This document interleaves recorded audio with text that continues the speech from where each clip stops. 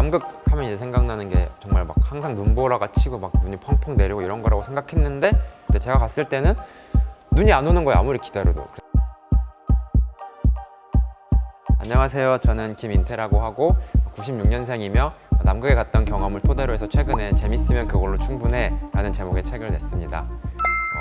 여름방학 때 집에 누워서 책을 읽다가 안정가옥에서 나온 남극 낭만담이라는 소설집에 이제 단편 중에 냉면이라는 소설이 있거든요. 남극에서 냉면을 만들어 먹는 소설이 있는데, 근데 그걸 보고서 불현듯 남극에 가야겠다는 생각이 든 거예요. 물론 그때 처음 생각이 들었던 건 아닌데 한 2, 3년 전에도 뭔가 남극에 가고 싶어서 찾아봤어요. 제가 그때 이제 요리에 관심이 있었으니까 요리를 공부하기도 했고 찾아봤더니, 근데 한 2, 30년 경력에 막 전국대회 막 대상, 금상 수상자분들이만 간다고 해서 포기하고 있다가 그때 이제 그 소설을 읽고 다시 찾아보니까 채용 공고 같은 게 있더라고요.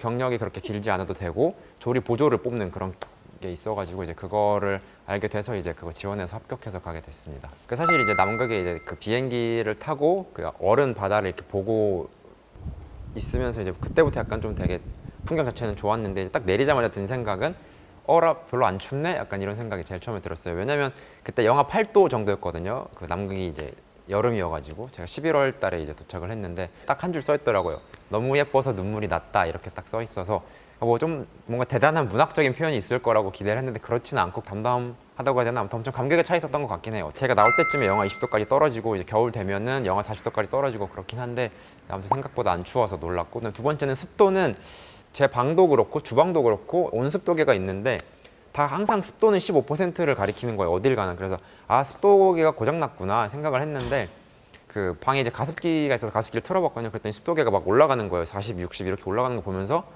고장난 게 아니구나 깨닫고, 또 알고 보니까 그 15%조차도 그 습도계의 최저 표시 가능 습도였던 거예요. 그래서 실제로는 한 자릿수 대였다고 하더라고요.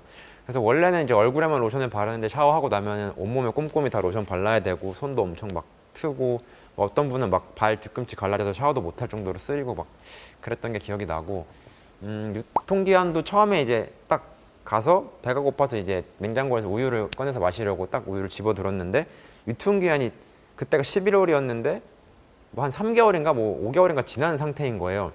그래서 다시 넣었죠. 나는 이걸 못 먹겠다. 그러고 근데 사람들이 다 꺼내서 먹더라고요. 원래 있던 사람들은 아무렇지도 않게. 그걸 보고 또 저도 너무 먹고 싶어서 이제 우유를 먹었는데 오늘 괜찮더라고요. 근데 물론 이제 마지막에 이제 그 다 마실 때쯤에 약간 꿀렁꿀렁한 반 고체 상태의 뭐가 나오긴 하는데 배탈 한 번도 없었거든요. 오히려 한국에 돌아와서 배탈이 자주 났고, 근데 좀 신기하더라고요, 저도.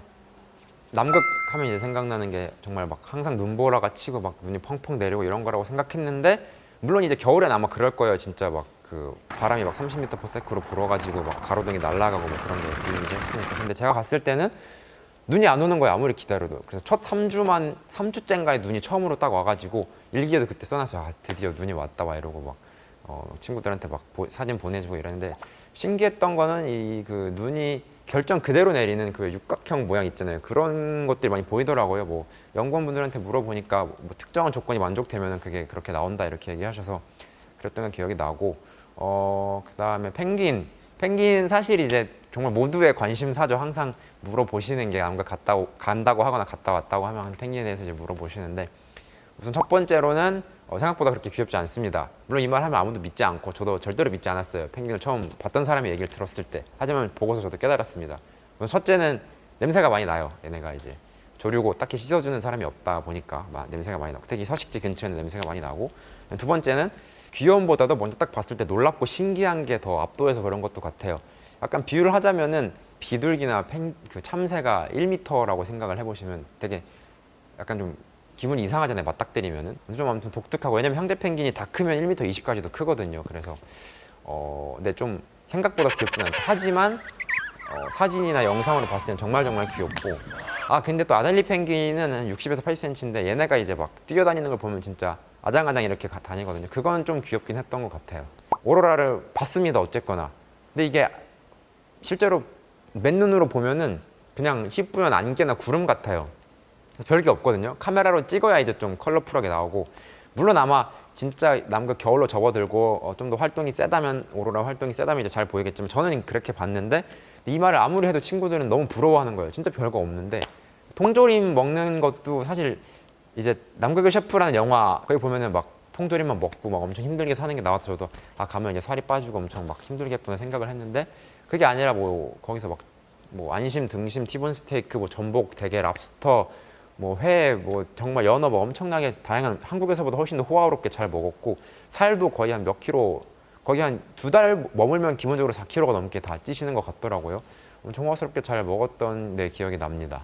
풍경이죠. 커튼 열고 그냥 밖에만 바라봐도 그냥 그럼 밖에 앉아서 커피만 마셔도 너무 신기하고 풍경이 정말 내가 한 달 반쯤 지나서야 내가 남극에 왔구나를 실감했던 것 같아요. 너무 이제 꿈만 같은 풍경이니까 다. 그 다음에 그 등산도 되게 좋거든요. 정말 일단 두 가지가 크게 좋아요. 첫 번째는 물을 챙길 필요가 없어요. 올라갈 때 이제 그냥 눈 퍼먹으면 돼가지고 그것도 먹고 배탈 하나도 나지 않았습니다. 그렇고 두 번째는 내려올 때 힘들게 내려올 필요 없이 그냥 엉덩이로 그냥 썰매 타듯이 쭉 내려오면 돼가지고 엄청 편하고 제가 놀이기구를 엄청 좋아하는데 티익스프레스보다도 훨씬 재밌는 것 같아요. 풍경도 좋고 그 얼음 떼다가 와가지고 이제 뭐 위스키 좋아하시는 분들은 온도락으로 이렇게 위스키 마시는 분도 있고 그게 기포가 들어가 있어가지고 그 얼음 안에 막 뽀글뽀글 나오기도 하고 크리스마스 설날 제 생일이 이렇게 있었는데 뭐가 됐든 간에 남극에서 맞이하는 거니까 되게 의미가 깊었고 근데 좋았던 것 같아요. 거기서만 다 만들 수 있는 추억이니까. 일과는 이게 저희 그 총 주방이 3명이 있거든요. 조리장 한 분과 조리 보조 저 포함 2명 이렇게 3명이서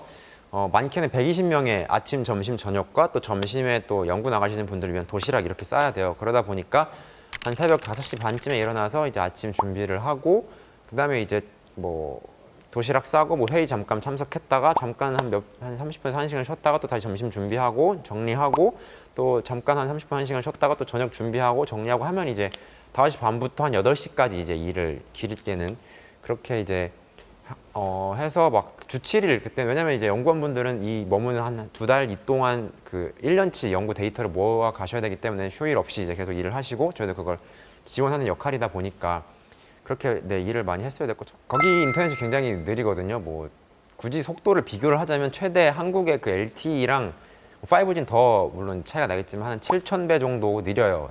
남극이. 그래서 막 인터넷 뱅킹 제 월급이 처음 들어와서 이제 부푼 마음으로 이제 월급 확인하려고 갔는데 인터넷 뱅킹 들어가는데 30분이 걸리더라고요. 월급 확인하는데. 그리고 뭐 노래 한 곡 이제 스트리밍 들으려고 하면은 3분짜리 노래 들으려면 한 10분 정도 기다려야 되고 뭐 유튜브는 꿈도 못 꿨고 막 카톡도 막 제가 읽었는데 분명히 일이 안 사라져요. 그게 막 뭐 그런 것도 있고 그래도 이제 뭐 영상 통화가 되기는 되더라고요. 페이스톡 같은 걸 해보니까 물론 한 5초에 한 번씩 움직이긴 하는데 네, 일단 인터넷이 좀 안 되는 게 좀 되게 아쉬웠고 그래서 저도 그때 거기서 휴학 신청하느라고 기지 인터넷 다 막고서 휴학 신청을 한번 했었거든요. 그리고 그다음에 두 번째는 제가 이제 친한 친구들 있는데 만나는 걸 되게 좋아하거든요. 만나서 이제 같이 뭐 얘기도 하고 뭐 그런 걸 되게 좋아하는데 거기선 그럴 수가 없으니까 아무래도 약간 좀 아쉬웠던 것 같아요.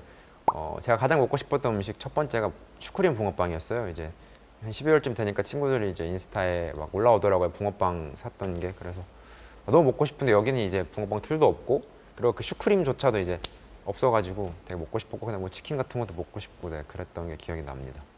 우선 처음에 딱 갔을 때 너무 놀란 게 어디서 많이 본 분이 있는 거예요. 뭐지? 해서 혹시나 하고 물어봤더니 맞더라고요. 누구냐면 이제 미생의 윤태호 작가님이 거기에 계시더라고요. 차기작 준비를 위해서 이제 지원을 해서 오셨던 거였고 그래서 사진도 찍고 뭐 사인도 받고 근데 엄청 좋았던 기억이 나고 그 다음에는 이제 제가 먹고 싶었던 음식 중에 제일 정말 생각이 났던 거는 저희 학교 근처에 이제 그 막국수 집이 있는데 거기서 배추전을 파는데 그 배추전이 정말 맛있거든요. 엄청 먹고 싶었는데 남극엔 배추가 없잖아요. 그래서 포기를 하고 이제 귀국하면 먹어야겠다 생각을 했는데 근데 이제 이 얘기를 했더니 조리장이 좀 고민을 하더니 생일날에 직접 김치를 다 잘라가지고 한 올 한 올 씻어가지고 배추를 창조해서 저한테 배추전을 만들어준 거예요. 아니 안 그래도 바쁘고 힘들고 그런데 저를 위해서 그걸 해줬다는 게 정말 너무 감격스러웠고 좀 눈물 젖은 배추전을 먹었던 것 같습니다. 사실은 돈만 있으면 갈 수 있어요. 저도 처음에 이제 그 소설을 읽고서 남극 가는 걸 여러 가지 찾아보다 보니까 그때 찾아본 것 중에 하나는 남극 10박 11일 크루즈 여행이 있더라고요. 근데 1,000,000원이어서 나는 못 가지. 이럴 바에 이제 어떻게 다른 걸 찾아야 해서 이제 가게 된 거고. 갔다 와서 또 찾아보니까 남극점 여행이 또 있더라고요. 그건 7일에 6,000,000원. 네, 아무튼 그래서 이제 아무튼 돈만 있으면 갈 수 있긴 합니다. 근데 그게 아니라면 이제 저처럼 이제 월동대도 있고 월동대 1년 한 13개월 정도 이제 그 기간이 있어서 이제 세종기지랑 장보고학기지에서 1년 동안 연구 업무를 수행하는 게 있고 혹은 그걸 지원하는 막 중장비나 뭐 발전기나 뭐 이런 것도 다 있거든요. 그래서 그런 것도 있고 아니면 저처럼 이제 학예 지원 인력이라고 해서 한 뭐 짧게는 뭐 한 2, 3개월, 뭐 길게는 6개월 정도 이제 갔다 오는 경우도 있고 그 외에도 뭐 그 연구팀에 이제 소속이 돼서 뭐 안전요원이나 뭐 이런 분야로도 갔다 올 수 있으니까 사실 찾아보면은 생각보다 많더라고요. 사실 저는 제가 막 도전적이라거나 뭐 모험심이 많다거나 이렇다고 생각하진 않아요. 제가 뭔가 했던 거는 될 가능성이 아주 높거나 아니면 실패해도 별 나한테 타격이 없을 만한 것들만 이제 골라서 했던 거거든요. 물론 그 전에 재밌어 보여야 일단 하긴 하겠죠. 요리 같은 것도 일단 재밌어 보였고 제가 생각하는 직업 기준에 맞아서 그래서 휴학을 하고 요리를 배웠던 거고, 뭐 미술 같은 경우도 학교 수업에서 이제 미술학과 친구들을 만났는데 사람들이 다 너무 좋은 거예요. 뭔가 자기 신념이 있고 자기 작품에 대한 그런 열정이 있고, 그다음에 수업 방식도 제가 생각하는 이상적인 대학생의 삶, 대학생활 같은 거 같아서 이제 지원을 해서 다니게 된 것 같고, 발레 같은 경우도 엄마가 60세 넘은 나이에 이제 그 예전의 꿈을 이루기 위해 발레를 배우기 시작하셨는데 한 몇 달 배우시더니 저한테 너무 좋다, 너도 같이 하자 이렇게 말씀하시는데 처음엔 진짜 저도 무슨 발레를 남자가 하냐고 막 거절했다가, 그러니까 지금이 아니면은 언제 엄마랑 뭔가 같이 배울 수 있을까라는 생각이 들어서 배우기 시작했던 거였거든요. 되게 재밌게 다녔던 것 같고 오히려 제가 엄마보다 더 길게 발레를 배워봤어요. 그래서 요즘 드는 생각, 어쩌면 나는 좋아하는 일을 찾는 것 자체를 좋아하는 게 아닐까? 이런 생각이 들어서 빨리 좀 정착을 해야 되는 게 아닌가, 어느 하나에 그런 생각이 드는 것 같아요. 근데 뭐가 됐든 간에 일단은 해봐야 되는 게 아닌가. 어떤 분야든 생각한 것과 해보는 건 정말 차이가 많은 것 같아요. 뭐 요리도 뭐 마찬가지예요. 막 뭔가 미디어에서 나오는 거는 막 불쇼하고 멋진 플레이팅하고 소금 뿌리고 막 이런 게 보이지만 사실은 초고강도 육체 노동이거든요. 저도 물론 요리를 시작하기 전에는 힘들다고 하는 얘기에 그래도 내 꿈인데 힘든 것 찜이야 이렇게 생각을 했는데 막상 해보고 나니까 이렇게 힘들 줄 알았으면 시작도 안 했겠다는 생각이 드는 경우가 많았어요. 적어도 일단은 해보는 게 중요한 게, 그래야지 선택에 도움이 되고 내가 어떠한 길을 선택했을 때 뒤돌아보지 않고 그냥 그 길을 나갈 수 있게, 좀 후회가 덜 할 수 있게 도와주는 그런 역할인 것 같아요. 경험을 해보는 게. 분명히 이 책이 누군가에게는 또 도움이 되고 좀 응원이 됐으면 좋겠다는 생각에서 이 책을 썼으니까 많이들 사랑해 주셨으면 좋겠습니다.